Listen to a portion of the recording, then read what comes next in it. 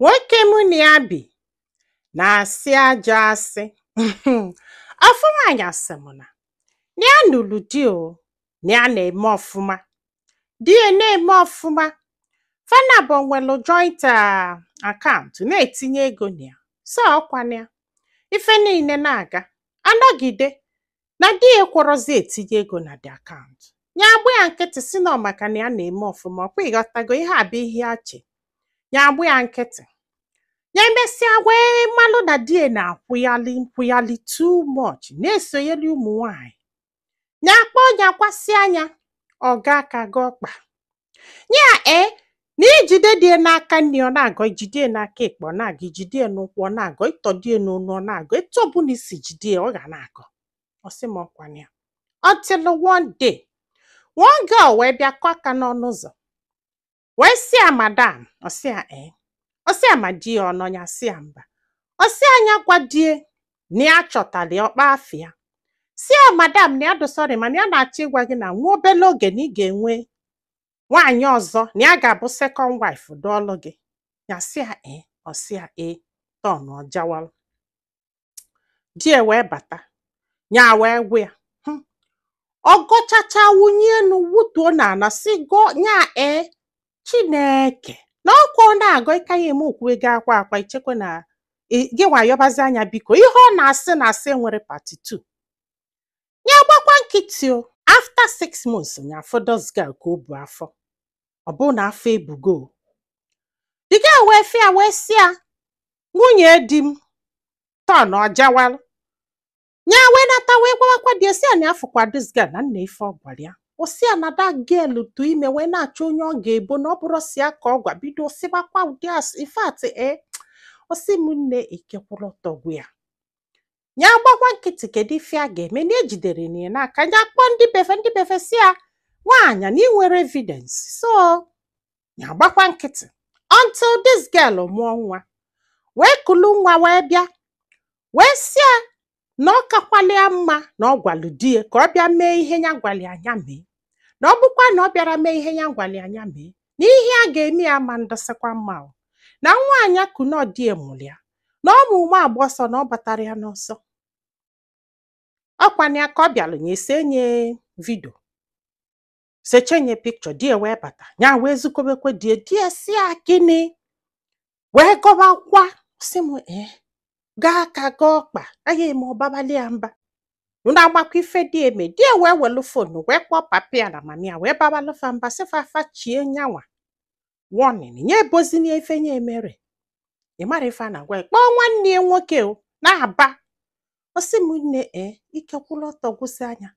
Ya gbazia nkịtị n'edi ọ na-akwụgharịkwa mana ya maalụ na onye ọbụla maalụ di ya. Ọ na-akwụgharị n'ịma, ọ na-asị asị n'ịma. Sị m ya gbara ife kpata na ụfọdụ ga-eche na gị na mmadụ bili na ọma mma onye Igbo. Ndị amasịala ihe a kama na ị nwere choice. Nye amụtala ụmụ na-abụọ. Ya wee gba nkịtị. Ụna amakwa ife dis girl me. Dịka wepụ okwu court. Wee kpọọ di na court wee sị ya na nna ife dis girl kwu. Di ya kwulu na court gaa aka gọkpasị na ọ bụrụ ya. Gosi abata na ọ bagidelu mba 2 weeks. Ọ sị m na ịmakwa ife George gwara ya. George wesi oke na nsogbu adọrọ na a ga-eme di ya enu ka amala onye mụ nwa.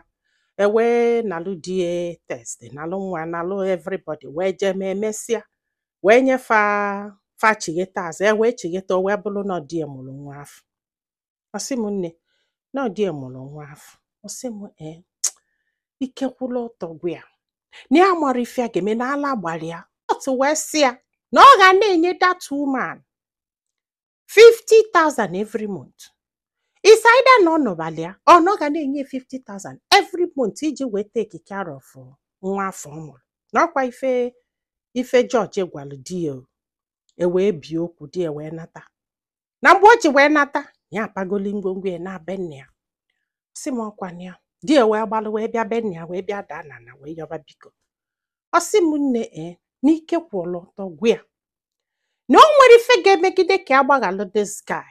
Na ya gwara ya wee sị ya na asị ọ na-asị na ihe a mechakwa abụla eziokwu na ya ma mgbaghalụkwa ya. Ya gwu ya nke bụ eziokwu kịta ọ na-akọ ya gwa ya nke bụ eziokwu na ya bụrụzi ụmụazị ọ na-agọ olu kịta anụ wee bịa wee mee gịnị wee yọba biko ọ sị m nne m barụ na ọdụ olu ndị befa wee bịa hacha niile wee nọla wee jụrụ ya nya wee sị ha na nsogbu adọrọ nya jee nọba dọga ọnya kwụrụ ya 50,000 George gwara ya na nyanwa achọzikwu na ife ya chọ bụ na ọ ga na-akwụkwụ nyanwa 50,000 n'isi each child ya mụọrọ ya which ụmụ na abụ 100k every month na ọ bụ na o merie ya ewepụkwa okwu nke court na ife ya salia andịna minilie andịna achọsi na ya fuduru ụdị ihe dị otu na di ya sigide asịsị nye nwaanyị adụrụ ime nwa n'afọ na afụnugo ụdị ihe dị otu a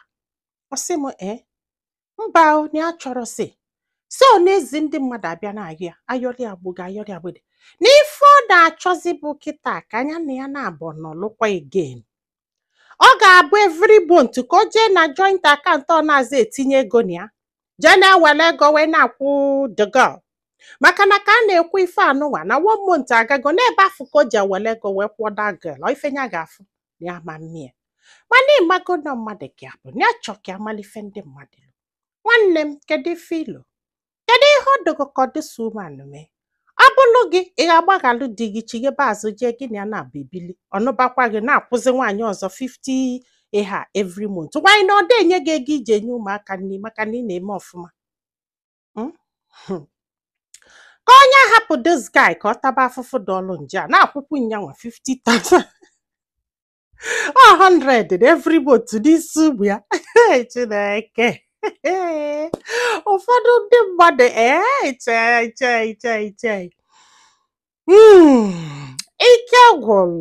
ike gwụrụ asị nke chei gwa anyị filo na comment section maka na ọ ga-enyelu nwaanyị aka iji ma ife ọ ga-eme manyekwazalụ m aka tụso ozi a ka ụlọ ndị ọzọ ntị ndị be anyị daalụnụ ka ọ dị n'ụbọchị ọzọ